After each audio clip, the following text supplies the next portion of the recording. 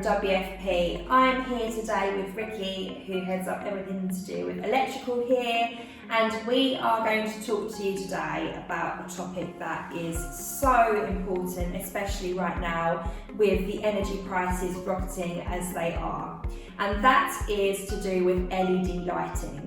So if you are in charge of your building safety, the maintenance of facilities, and you've not yet considered upgrading to LED lighting, we really implore you to listen to this video and all the tips in it as to why you should be considering that. Starting really with the biggest thing, which is cost saving, isn't it? Yeah, absolutely. So obviously the first one we look at is the like for like between two lights. So if we look at an 600 by 600 typical office fitting, fluorescent tubes, you have 4 tubes fitted. Normally if they're T8, about 35 watt a piece. If we stick one panel in, it's 21 watt now. So one panel is less than one of them light bulbs in that fitting. Which is mental. And there's 4 of them. Yeah, absolutely. And every single like for like, an LED will use less power than a fluorescent tube. Every single time. The second part to that is obviously the goal here is to have the lights off, because then it costs 0. So we'll start looking into PIR movement sensors in a goal to actually keep areas that ain't used as much as dark as possible for as long as possible. Because like I say, you can't be not using at all, can you? That's kind of 0. Zero, literally. Yeah, absolutely. Yeah. And then the third part is obviously going around changing light bulbs. It means you're paying someone to do that. An LED panel, you don't have to do that. You do have to obviously pay to replace the whole thing when it does go, but you're talking about 50,000 hours for a 5-year warranty line now. That's what I say. It's going to last about 50,000 hours anyway. Yeah, brilliant. So yeah, plus say you've got a 5 years warranty. So if they do go forward within 5 years, you're going to get it done, hopefully for free if you're using a reputable company and a reputable supplier of that light, as we would. Absolutely. So we're looking at really, it's a cost saving not just of the ongoing energy prices, but also the maintenance and the upkeep of it as well, which is fantastic. And to us, it's a no-brainer. Obviously, we work in this industry, but we talk to people pretty much on a daily basis who aren't considering it. And with the energy prices being what they are, it is something that everyone really who manages a building, who pays the bills for that building, should be thinking about. So going back to the PIRs as well, I just want to, the passive infrareds, that is, movement sensors, because that's something that I think I just want to touch on in terms of making, if you are considering that is to upgrade to LEDs, it's not just a matter of switching out the lights, but obviously if you can get to 0 and not be charged for your electricity at all, fantastic. Do you want to talk about maybe one of the customers that we had recently about the warehouse? Yeah. So I think this comes to someone that's taken a little bit of time in the design. So it's obviously changing like for like. That's one thing. But when you really start delving into it, you go, right, the goal is to have these lights off where I can. So we was quoting for a warehouse that had aisles. It was like a picking warehouse. So the original discussion we had was to have a PIR at each end of the aisle. But ultimately that means if you come in from one side, every light down that aisle comes on, you come from the other side, and then it's kind of looking, how can we split that down? So in that particular case, the biggest cost saving was to be made by actually sticking a sensor on every single light, which some lights that we use a company called Bulbous, their lights actually come with that control gear to transfer the light to do that anyway. So it's all down look odd because it's all engraved into that anyway. So yeah, you have every light, so if you're coming from one end, one light might come on, you might have 2 lights on, but then the other 3 will stay dark.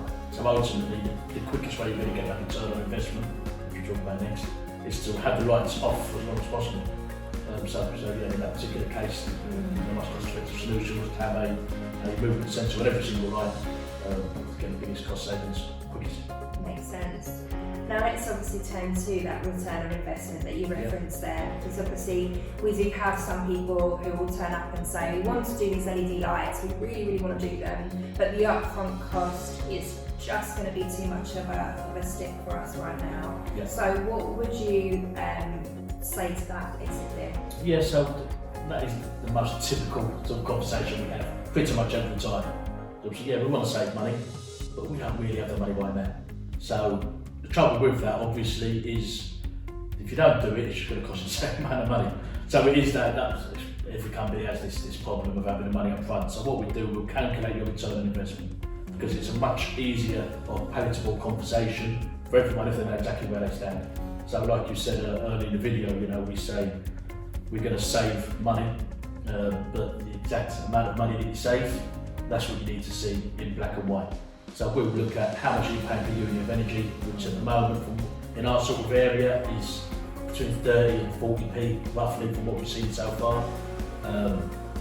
We're going to go for this amount of lighting, we've got 58 watt of light, we're changing that to a 28 watt light, so that's your initial cost saving. Then we say how long are your lights on for in the day? 8 hours, 9 hours, 10 hours, 12 hours. We say, well actually now with these PIRs fitted, it's probably going to be 6 hours. You take it all, that's a rough sort of guide. And we can say, well based on that, and based on that, and based on your old usage to new usage, it's going to know it's costing you this, if you do this, it's going to cost you this. That calculation means you're going to see return on investment of labour, material and everything in this amount of time. Brilliant. And then after that, you know, like we always like to say, you're making money. Yeah. Compared to where you are now you're actually making money on what you're doing. Yeah, and you can make an informed decision. Yeah, absolutely. That makes total sense. So obviously if you do want some help with that, if you are considering it, if you're on the fence and you're not quite sure if it's something you want to be considering, potentially that just knowing that return on investment gives you a little bit more of a tangible idea of that cost saving in the long term. So please reach out to us. The number will be on the screen at the end of the video, or you can comment below and we'll be in touch with you.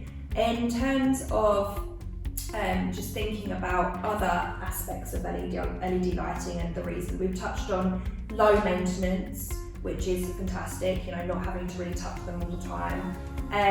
Fire safety as well, which is obviously something that we're hugely about at WFP. Fire safety is our bread and butter, really. Absolutely. Yeah. So everything that we do almost always comes back to that.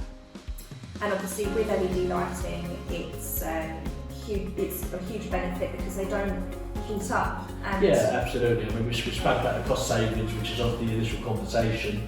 But if you look at fire risk assessments, especially if we've got halogen lighting, which has been banned for a few years now, that heats up, and that's a problem.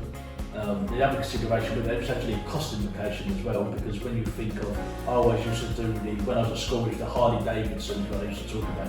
So you have 1,000 horsepower Harley Davidson, but actually all just turns into noise. Yeah. They're very noisy, so you lose a lot of power just through noise, which is the same with heat. Yeah. So we've done some studies, and if you look at a 58 watt lamp, when the studies that have been done within the industry, it's actually when we kick it out about 66 watt when you actually look at the usage, because the ballast get hot.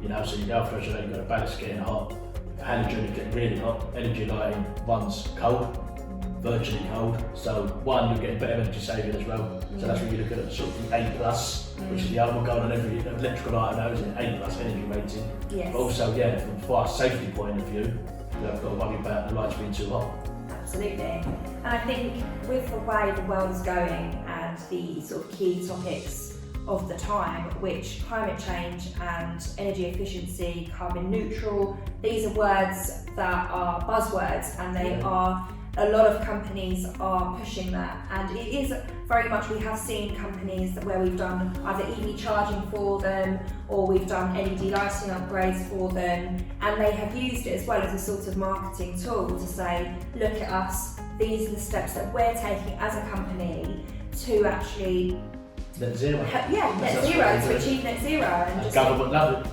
Government loves any company going towards net zero, and there are incentives out there and grants out there to help you achieve that. Exactly. Not easy, very complicated, so we're going to go into grants because it is a minefield, depending on the size of the company, how people employ, but you know, ultimately the government and the world wants us to get to net zero as quickly as possible.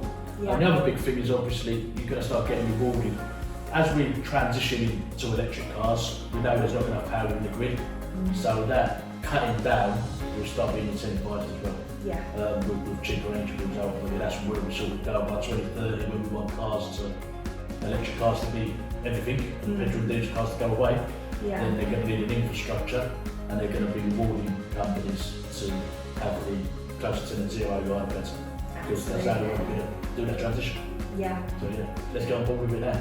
Let's start doing it now. Absolutely. Let's save money now. Let's do it. Net zero now. Let's do it all now. Yes. Yeah. Invest.